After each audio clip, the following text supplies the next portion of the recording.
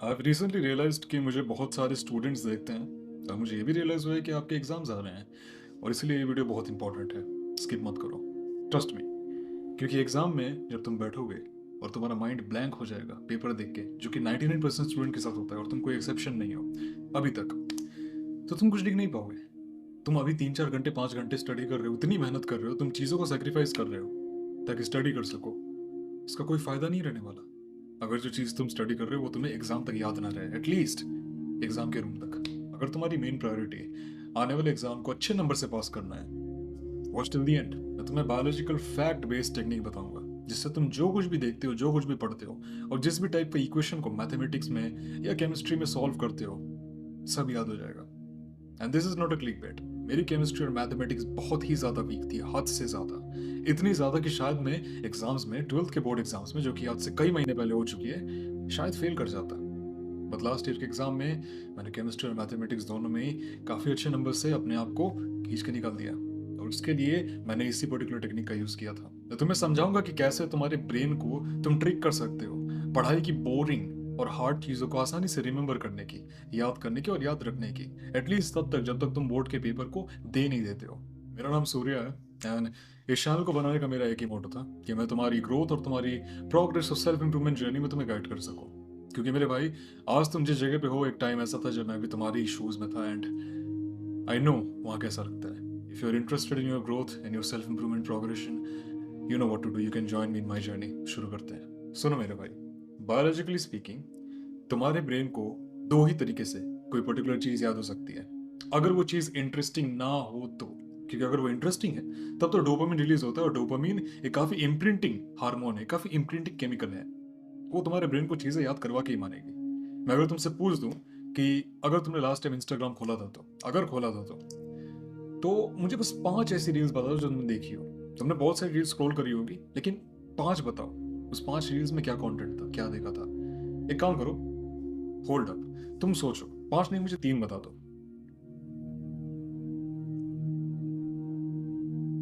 Okay, तो ये तीनों रील्स जो हैं, क्योंकि ये तुम्हें इंटरेस्टिंग लगी होगी या फिर तुम्हारी फीड में शायद 1 से 2 बार आई होगी या फिर तुम्हें बस देख के मजा आया होगा, डोपामिन रिलीज होगी, प्लेजर मिला होगा, तो ये तुम्हें अच्छे से याद है कि इसमें कंटेंट क्या था और इसमें बोला क्या गया था। अगर कोई विजुअल्स थे, कोई ऑडियो थी, कुछ भी, वो तुम्हें याद है। पढ़ाई में ऐसा कोई चीज नहीं है। पढ़ाई में मजा नहीं आता, और अगर तुम्हें पढ़ाई में मजा आता है देन ये वीडियो शायद ही तुम्हारी ज्यादा हेल्प करे, क्योंकि ये उन बच्चों के लिए, उन स्टूडेंट्स के लिए जिनको पढ़ाई में मजा नहीं आता लेकिन बोर्ड में अच्छे नंबर लाने और चीजों को अच्छे से याद करना है। क्योंकि ये बोरिंग है, डोपामिन बहुत ही कम मात्रा में रिलीज होती है बहुत ही कम। तब होती है जब तुम कोई इक्वेशन, हार्ड इक्वेशन को सॉल्व कर लेते हो, तब तुम्हें लगता है कि यस, कुछ किया है मैंने। तब वो थोड़ा सा डोपामिन रिलीज कर देता है। मोस्ट ऑफ द टाइम्स ये सिर्फ ब्लैक एंड व्हाइट होता है, तुम्हें बिल्कुल मजा नहीं आता। इस सिचुएशन में सिर्फ 2 ही तरीके हैं जिससे तुम उस बुक की चीजों को याद कर सकते हो, तुम उस फॉर्मूले को याद कर सकते हो।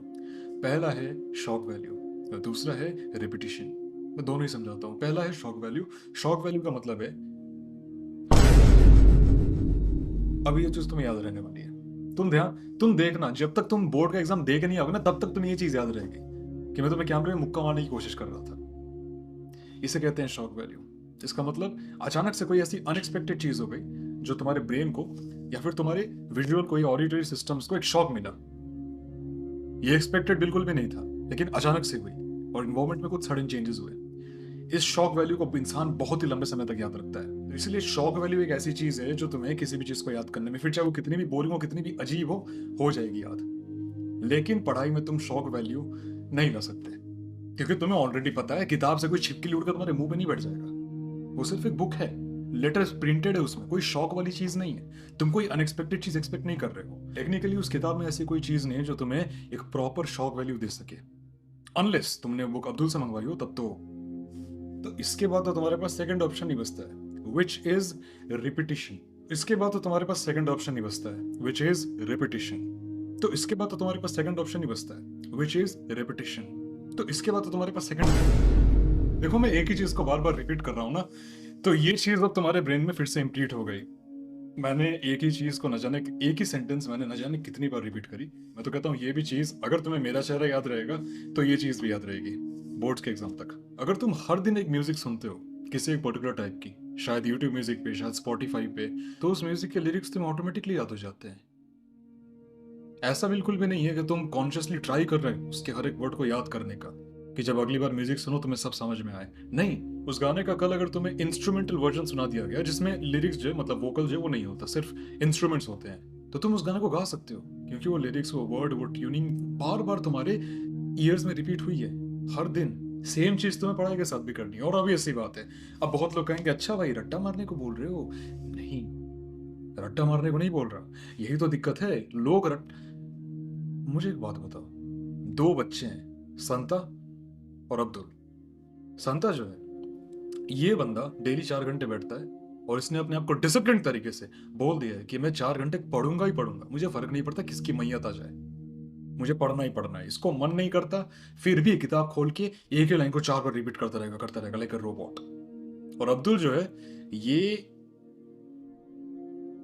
अब्दुल जो है, इसने अपने आप को कहा कि मैं 3-4 घंटे नहीं बैठने वाला, मेरा मन करेगा तो ही मैं बैठूंगा, मेरा मन करेगा तो ही मैं पढ़ूंगा। और ये जब भी जिस भी चीज को पढ़ता है, मन से पढ़ता है। ऑब्वियसली इसका कुछ मन नहीं है, बट वही बात है, अगर मूड हुआ तब पढ़ेगा, मूड नहीं हुआ नहीं पढ़ेगा। लेकिन यही तो कैच है ना, सांता जो है वो डिसिप्लिन के नाम पे अपने आप को रटवा रहा है वो चीज बार बार। उसका मन कहीं और है, क्योंकि फुल फोकस नहीं है, उसको मन नहीं कर रहा है पढ़ने का, उसने अपने आप को फोर्स करके रखा हुआ है।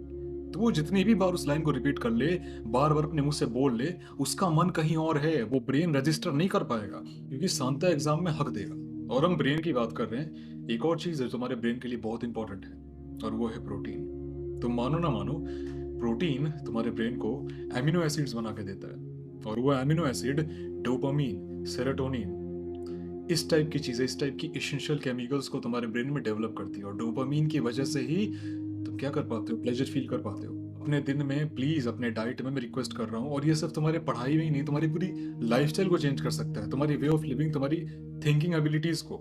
जो चीज तुम्हारे ब्रेन को अफेक्ट करती है ना, वो तुम्हें अफेक्ट करती है, क्योंकि तुम ही तुम्हारे ब्रेन हो। सोच के देखो, तुम सोच भी रहे हो तो ब्रेन से सोच रहे हो।